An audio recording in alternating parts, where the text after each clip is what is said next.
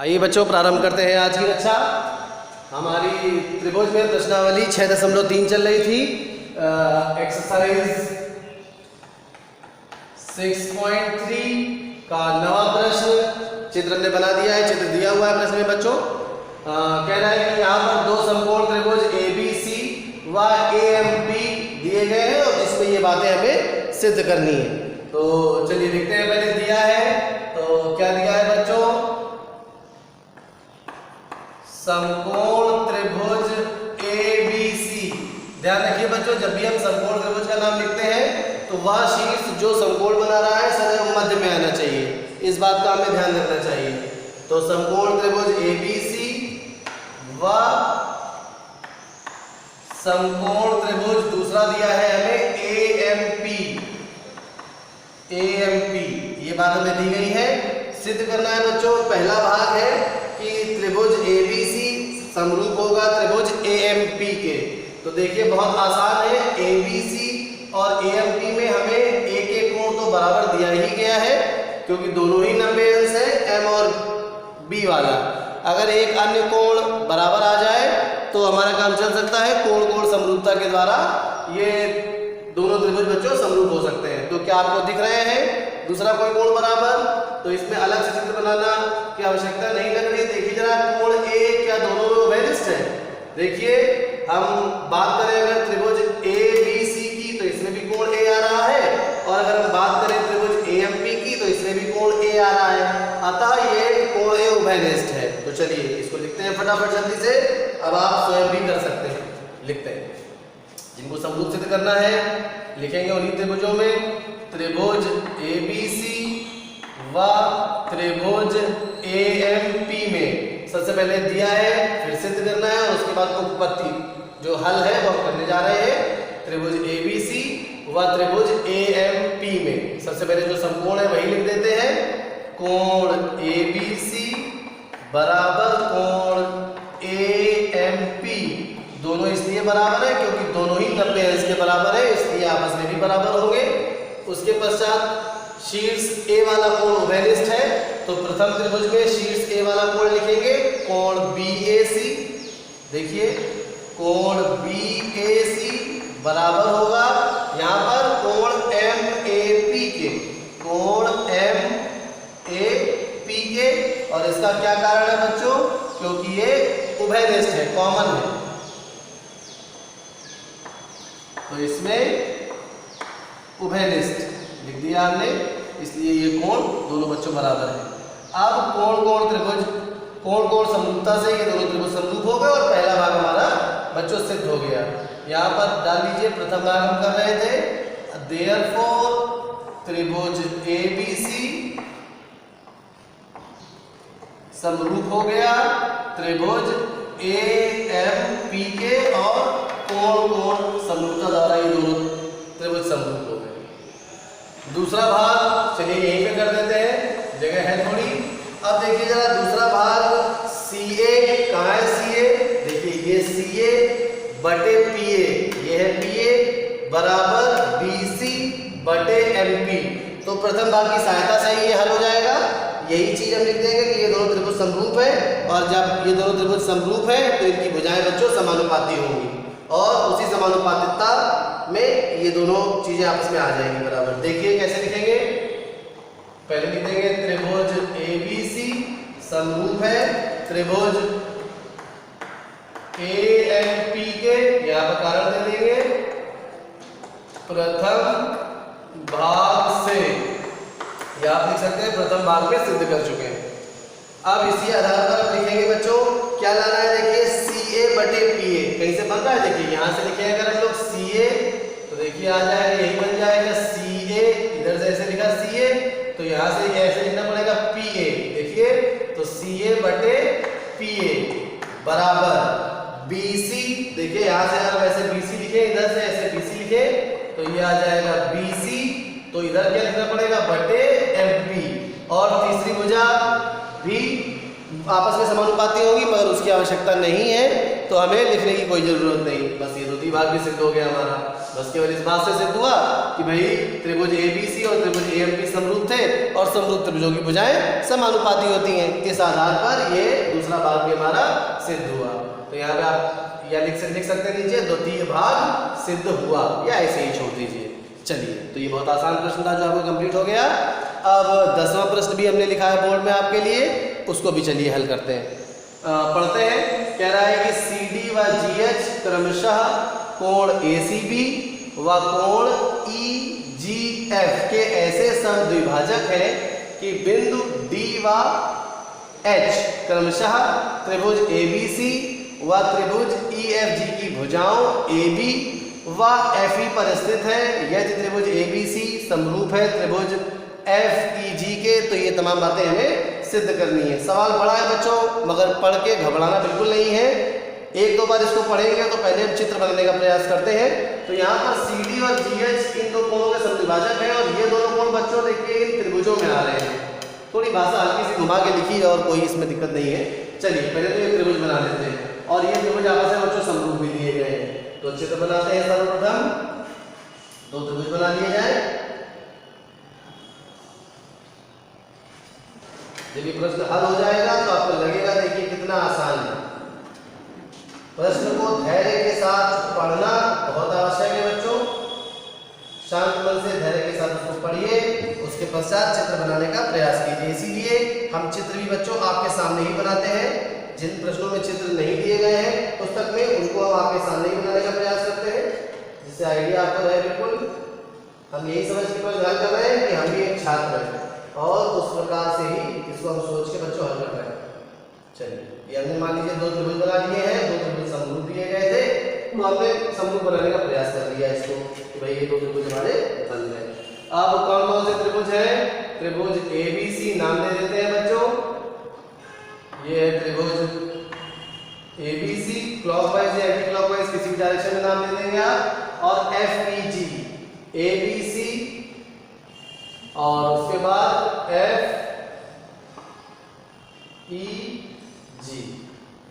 अब कह रहा है CD व GH कोण ACB, ये कोण ACB है, इसका समद्विभाजक कर लेते हैं। यहाँ पे मान लीजिए ये लिखा है CD, जो कोण ACB की समद्विभाजक है। ये बिंदु आ गया, हमें D प्राप्त हो गया। उसी प्रकार से एक लिखा GH बनाते हैं, जो कोण FGE की समद्विभाजक है। ये देखिए, ये हमने एक रेखा GH बना ली जो इस कोण की समद्विभाजक है। अब बच्चों उसके पश्चात कह रहा है कि यदि कोण त्रिभुज ABC समरूप है त्रिभुज FEG के, तो इसमें निशान लगा लेते हैं ABC। A के साथ कौन सा शीर्ष आ रहा है बच्चों? देखिए जरा, A के साथ आ रहा है F, अर्थात ये चित्र में थोड़ा मेंशन कर लेते तो आसानी हो जाएगी। कोण A कोण F के बराबर है। उसके बाद B के साथ क्या आ रहा है? B के साथ आ रहा है E, अर्थात ये B वाला कोण और इधर E वाला कोण भी आपस में बच्चों बराबर है। और C के साथ क्या आ रहा है? G, अर्थात C और G बराबर है। तो इससे हमें ये आइडिया लग गया कि इनके आधे भाग भी बराबर होंगे। Half of the equals are equal, समान भागों के आधे भाग भी बच्चों बराबर होते हैं। और ये एक एक्सियम है, इसमें किसी सिद्ध करने की कुछ आवश्यकता नहीं है। थोड़ा चित्र और सुंदर जरा कर ले, हालांकि आपको समझ में आ गया होगा, फिर भी अपनी संतुष्टि के लिए चित्र समझा देते हैं। चलिए, तो अब यहाँ पर कोण C पूरा पूरा कोण G के बराबर है, और CD और GH इनके अर्धक है, अर्थात इनके आधे भाग भी आपस में बच्चों बराबर होंगे। ये आइडिया हमें दिमाग में लग गया है, इसका यूज हम आगे करेंगे। चलिए, तो सबसे पहले लिख लेते हैं दिया है।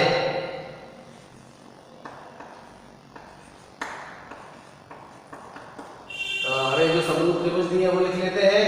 त्रिभुज उसी क्रम में बिल्कुल, त्रिभुज ABC समरूप है त्रिभुज FEG। इसके साथ ही CD व GH क्रमशः कोण C व कोण G के अर्धक है, ये कोणों के बच्चों अर्धक है। चलिए सिद्ध करना है तो बच्चों यही पूरा क्वेश्चन आप उतार लीजिए, यहीं पे लिख दे रहे हैं, यहीं पे आप समझ जाइएगा कि ये बात आप हेडिंग डाल देंगे कि सिद्ध करना है। ये तीनों पार्ट एक साथ आप उतार लेंगे। अब एक एक करके उपपत्ति पे आते हैं, तो आप वीडियो पॉज करके ये पहले वाला प्रश्न आप नोट कर लीजिएगा, दिख रहा होगा उम्मीद है आपको। अब हम ये पहला भाग बच्चों इरेज कर दे रहे हैं अपने बोर्ड से, और इसी स्थान पर अब हम इस 10वें प्रश्न का हल लिख देंगे। चलिए देखते हैं, पहले भाग पर विचार करें जो सिद्ध करना है हमें। चलिए ये लिखा हुआ है CD बटे GH, कहाँ है CD देखते हैं जरा। ये भुजा है CD बटे GH, ये भुजा है GH बराबर AC, ये भुजा है AC बटे FG, और FG कहाँ है, ये भुजा है बच्चों FG। तो अर्थात CD बटे GH, ठीक बात है, बराबर AC ये भुजा और बटे FG, अर्थात ये दोनों त्रिभुज जिसमें वैसे हम मार्क कर दे रहे हैं, इन दोनों त्रिभुजों को अगर समरूप सिद्ध कर दिया जाए तो उसी के आधार पर हम ये समानुपातिकता लिख सकते हैं बच्चों। तो इनको समरूप सिद्ध करना आपको चित्र में नजर ही आ रहा होगा कि कोण A देखिए कोण F के बराबर है, क्योंकि त्रिभुज ABC FEG के समरूप है, और उसके पश्चात पूरा पूरा कोण C कोण G के बराबर होगा, तो इसका आधा भाग ये वाला इतना पोर्शन इसके आधे भाग के भी बराबर होगा, half of the equals are equal. तो दो कोण बराबर हो गए, उसकी सहायता से हम इन दोनों त्रिभुजों को समरूप लिख देंगे, और उसके पश्चात बच्चों ये समानुपातिकता लिख देंगे। चलिए उपपत्ति करते हैं। उपपत्ति में पहला भाग, उम्मीद है आपको समझ में आ रहा होगा। उपपत्ति पे आ जाते हैं।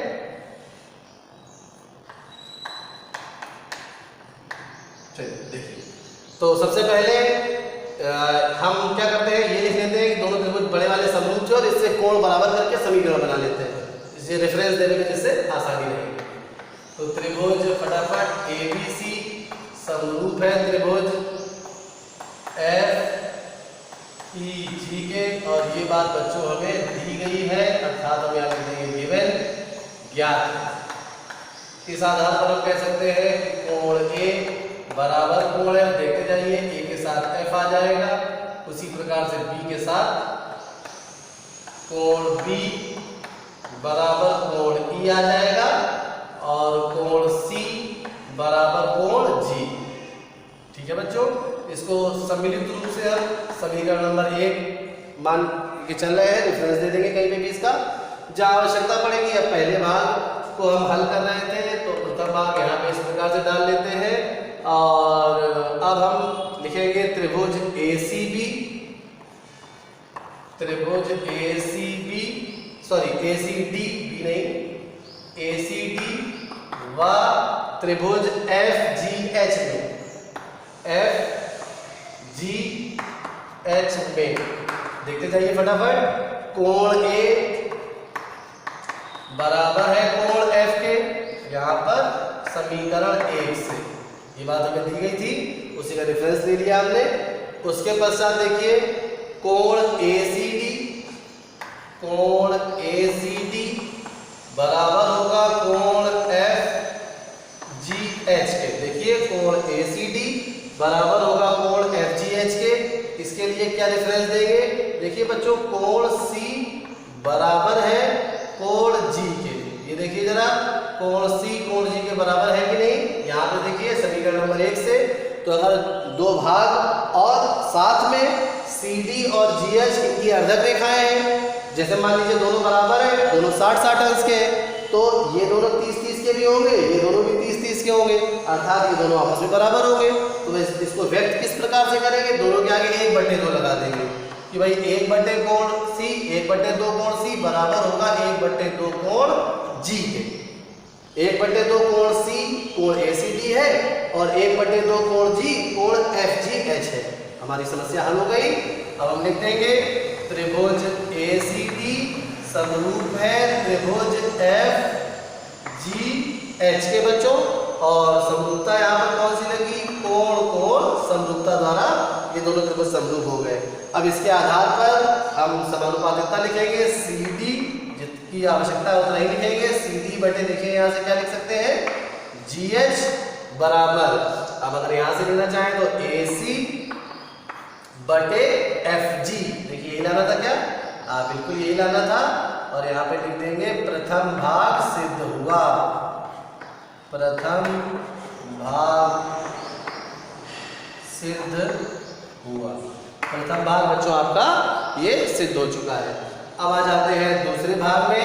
दूसरा भाग बच्चों क्या है, देखिए जो सिद्ध करना है, दूसरा भाग है त्रिभुज DCB, दिख रहा है आपको DCB, नीचे देखिए ये वाला, इसको हटा देते हैं जरा, अब आपको समझ में आएगा। DCB ये नीचे वाला छोटा वाला, और HGE के बच्चों बिल्कुल प्रथम भाग की तरह ही है, आप बिल्कुल सेम इसी प्रकार से लिख सकते हैं कि इन दोनों त्रिभुजों का रेफरेंस देंगे और लिखेंगे आप भाई कोण B कोण E के बराबर है, ज्ञात है, और कोण BCD बराबर है कोण EGH के, क्यों कि 1/2 कोण C बराबर होगा 1/2 कोण G के, और अतः ये दोनों त्रिभुज बच्चों समरूप हो जाएंगे। तो इसको हम नहीं कर रहे हैं, आप बिल्कुल प्रथम भाग की तरह ही इसको आप हल कर सकते हैं।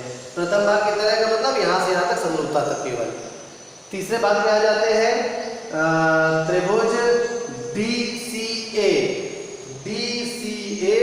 समरूप होगा त्रिभुज HGF के। अरे ये तो पहले भाग में बच्चों सिद्ध ही कर चुके हैं, देखिए यहाँ पर घुमा के केवल लिखा गया है DCA समरूप होगा HGF की, तो प्रथम भाग ही को आप उतार देंगे। पता नहीं क्यों इन्होंने ये तीसरा भाग यहाँ पे डाला है, चलिए डाला है तो कोई बात नहीं, आप प्रथम भाग ही ये पोर्शन पूरा एज इट इज इसको उतार देना है, आपको भी ये बात समझ में आ रही होगी। चलिए बच्चों, तो यहाँ पर हमारा 9वां और 10वां प्रश्न कंप्लीट हो गया है। उम्मीद है आप लगातार घर में अभ्यास कर रहे होंगे। चलिए बच्चों, पढ़ते रहिए, धन्यवाद।